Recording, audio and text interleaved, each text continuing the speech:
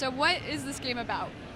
This game is my answer to a semi-casual fighter with a somewhat competitive edge in its timing, and also it is a game where I took everything that I loved about every fighting game from the 90s I played and threw it into a bucket and shook it up very violently and then poured out something awesome. That's what this game is. It's a very content-rich game. At its core, it's a very traditional, very familiar game. Everybody's played Mortal Kombat and Street Fighter and things like that. It's very familiar to a lot of people in its core mechanics, but it's a content-rich game. So there's things like match modifiers that you can throw in and switch on at will. There's stage interactivity where you can throw objects at each other and stuff like that. We have giant mode where players can become giant versions of themselves and just beat the crap out of each other. And there's just all kinds of fun, content-rich stuff in there, which is really what the game is aiming at, doing for the gameplay. So you said the games that you played growing up. What were some of the ones that inspired this? You had mentioned Mortal Kombat, obviously. Mortal Kombat, obviously. So, the digitized actors thing, it's like we're not the first ones to do it again since 20 years ago, 20, 25 years ago, whatever. And it's not that, like, we're trying to reinvent the wheel or anything like that. Like I just said about the content-rich stuff, it's that we're just trying to, like, introduce stuff that's not really normally seen in these types of games, and especially was not seen in games like Mortal Kombat or Street Fighter, because kind of back then, like, they had technology limitations. So a lot of the stuff they couldn't really include, sprite sizes and stuff like that, getting out of control and whatnot.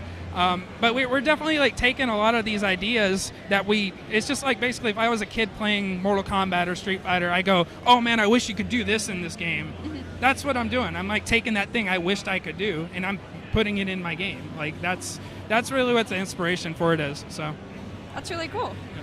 So the age of co-op, couch co-ops at least, is kind of dying down. There aren't many games available because multiplayer, online multiplayer, stuff like that. Mm-hmm. Single player is not dead. Single player is not dead. Not single player. I know, least, but you know what I mean. But I know what you're talking about. No, so the couch co-op thing is like, it's basically saying that everything has to have an online multiplayer, or couch co-op is a very niche thing as well. Like, I worked on another game called Battle Sloss with Rooster Teeth, and that was a couch co-op game. And there's certain areas for these types of games that fit into and stuff like that, but this kind of hits all those points for me anyway, in terms of, like, it's going to have the online component, it's going to have the couch co-op component to it. Like, you could totally play both modes and it'll still be just as intact of a game. And the same thing with, like, single player. Like, there's single player content and stuff like that. We're not just sticking to one aesthetic, because we kind of want to hit all those points for people and not try to, like, get stuck in a corner with the amount of content we're trying to offer people. So we're trying to offer all that content in as many ways as possible. And it sticks to the very traditional idea, just like, this is something to pick up and play. There's no, like, major learning curve to it or anything like that. It's a very traditional, very familiar feel. So yeah, again, like, we're just trying to hit all those points with people and, offer all that content in as many ways as we can. Very cool. And what can you tell me? I saw that there were 2 characters currently in the game. What can you tell me about those characters, kind of their movesets, stuff like that? Yeah, so our first character is Armin Manfist, and I just came up with the longhand for his name a week ago. It's Armando Manfisto. All right, I don't know what, like, origin that is as far as where he's from, but anyway, so he's an underground cage fighter. He's kind of like your vanilla character. He's your Ryu. He's your Liu Kang. He's the one that probably going to save the world. I don't know. But yeah, and just like we have him, we have our ninja team characters, which is obvious homage to the ninjas from Mortal Kombat. They're all different colors, they all different personalities, but instead of throwing projectiles, they throw each other, because the power of friendship, and just like, just different stuff like that. It's kind of satirical, like it's not trying to take itself too seriously.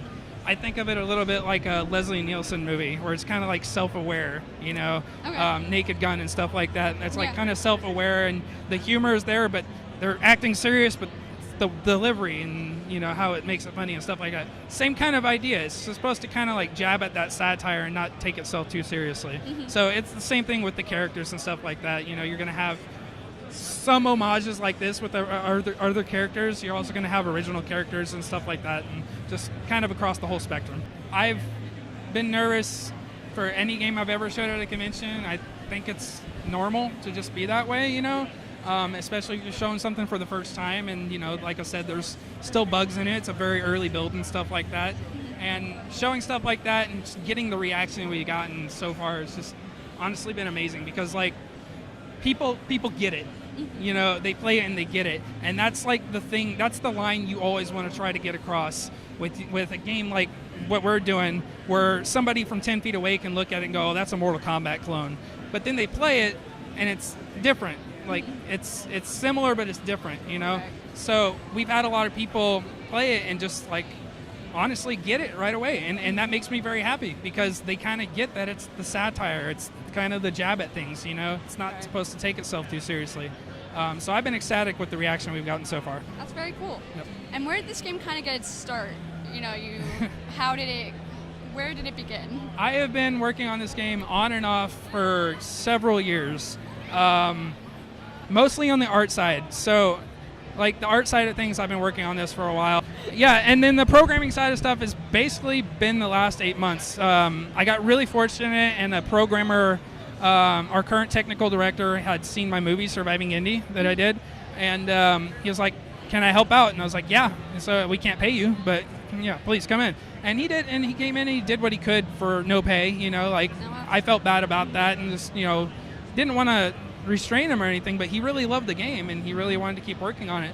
So eventually we got to a point where our producer was able to sink a little bit of seed money into it, and I haven't paid myself anything. Programmer's been paid up, and we're trying to keep him happy and keep his team comfortable and stuff like that, and they have just been doing an amazing job, like, making this game functional and making everything work. And I'm blown away, because not just, like, finding a programmer in general, but finding a programmer and a team of programmers who really enjoy working on the game. Like, they really like the aesthetic of the game. So I couldn't ask for more. Yeah, definitely. So. Now, you had mentioned the bugs. What were some of the biggest obstacles for you when you were making this game? What were some of the hardships?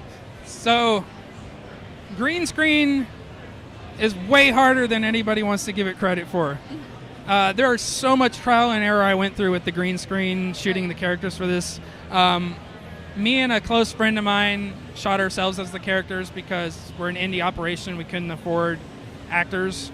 So it's just like, put ourselves in the game, whatever.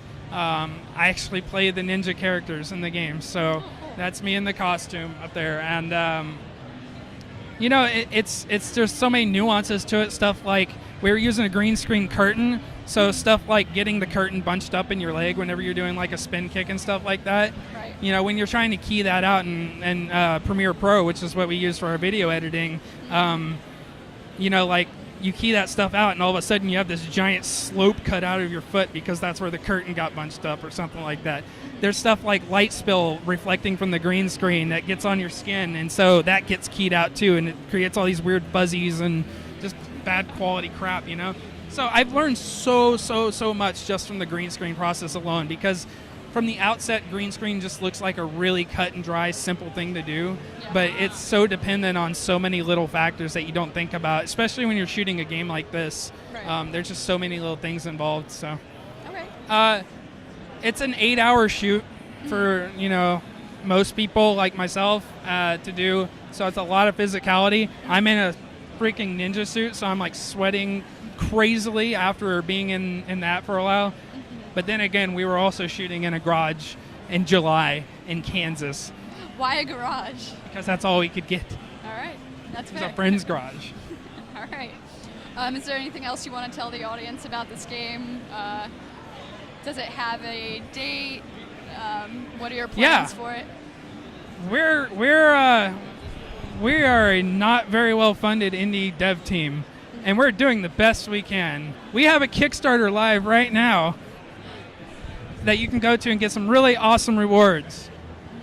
And yeah, so that's a thing that's going on, and there's a lot of awesome stuff associated with it. We got some celebrity guest fighters that we're going to announce. The ink's still drying on the contract, so hopefully by the time we start. So just a lot of awesome stuff, a lot of people contributing music, a lot of, well-known names and stuff getting tracks in the game.